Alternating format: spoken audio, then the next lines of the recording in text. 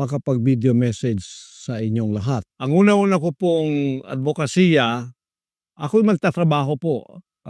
Pupunta ako sa politika, hindi ko hanap ang pera.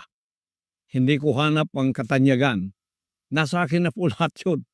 Hindi ko na po kailangan yun. Ako'y magtatrabaho lang at tutulong para mabigyang solusyon ang ating mga kinakaharap na problema. So, yung aking pong paggobyerno ay ang tinatawag na laban sa korupsyon, yung governance and anti-corruption. Gagawin ko ang isang pagtatatag ng isang truth commission. Binubuo ito ng mga ordinaryong mamamayan upang imbestigahan ang mga kaso ng korupsyon sa loob ng ahensya ng gobyerno.